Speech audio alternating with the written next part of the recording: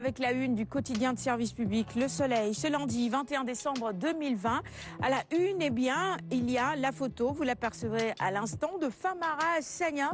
Il est le président du comité de pilotage du dialogue national et il fait le point ce matin dans ce document exclusif que nous proposent nos confrères du Soleil. Retrouvez donc l'interview aux pages 2, 3 et 4 du quotidien de service public. Interview exclusive cette fois-ci pour demain, dans l'édition donc de demain. Le professeur Didier Raoult s'exprime à cœur ouvert et sans gants.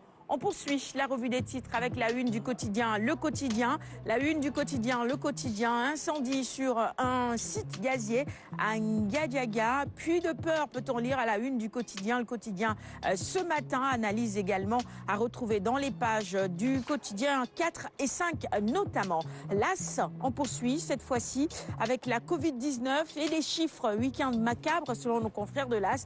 8 décès et près de 200 nouveaux cas de Covid-19.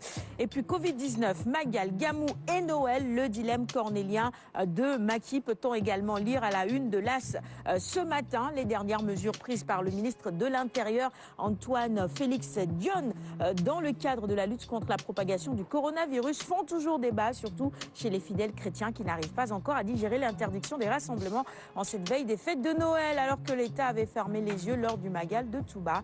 Va-t-il lâcher du lest ou va-t-il foncer au risque d'être accusé de parti pris en faveur des confréries? Interrogation et analyse de nos confrères de l'As ce matin. La Tribune en parle d'un tout autre sujet, même si cela concerne toujours la santé. C'est le remède pour terminer avec la Covid-19. Il s'agit évidemment du vaccin. Le Sénégal refuse d'être un cobaye, ce qui est reproché à certains docteurs et autres professeurs, ce qui risque d'arriver au Sénégal. Et malgré tout, seul le vaccin peut sauver le pays.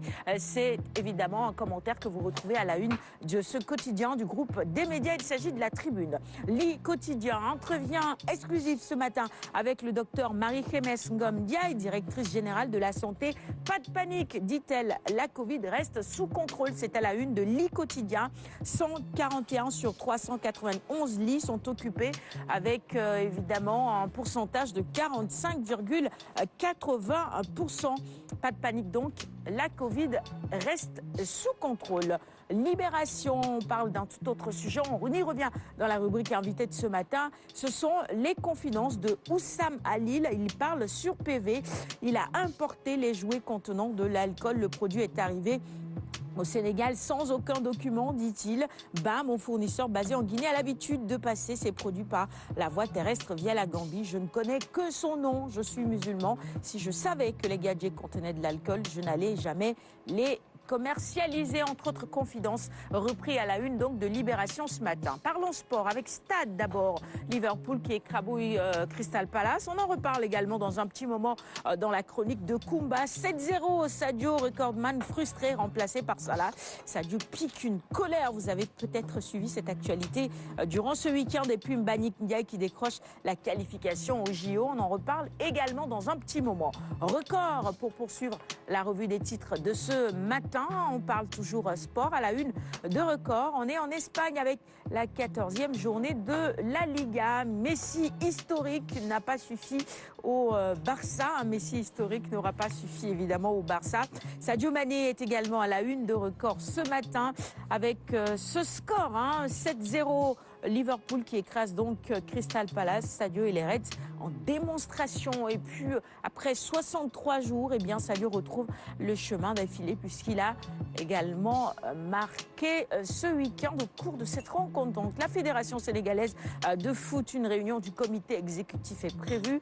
Ce que dit le rapport de Youssoupha Dabo à retrouver également dans les colonnes de Record à la page 3 notamment. Et puis je vous le disais, judo, 48e championnat d'Afrique, Mbagnick doré, Monica bronzée, la tanière argentée. Bonne nouvelle donc. Et puis détail des palmarès dans les colonnes de Record à la page 8 notamment. On va terminer la revue des titres de ce matin avec la une de Sunulamb, démarrage des activités sportives. Et cette question, la lutte peut-elle s'organiser à huis clos? Les spécialistes et les promoteurs se prononcent pour Gaston Bang. Le huis clos n'est pas la solution pour la lutte. Et pour Fallou Ndiaye, il faut organiser les combats en respectant les mesures barrières. En attendant, Regreg, lui, promet l'enfer à Gouigui. Je n'exclus pas le chaos, dit-il. Propos repris à la une de Sunoulambe ce matin. El Hadj Dioune est agent de Tafatine. Pour lui, il a une mission commando. Cette mission, c'est tout simplement de battre Boy Niang 2. C'est tout pour la revue des titres de ce matin. Il est 6h49. Si vous nous rejoignez à l'instant, bienvenue avant la fin du magazine. Eh bien, j'offrirai ces quotidiens à notre invité. C'est une tradition, vous le savez, ici à Quinqueliba. On poursuit, on passe à la chronique sport avec Kumba. Gotta wake up early in the morning, a long way but go because I gotta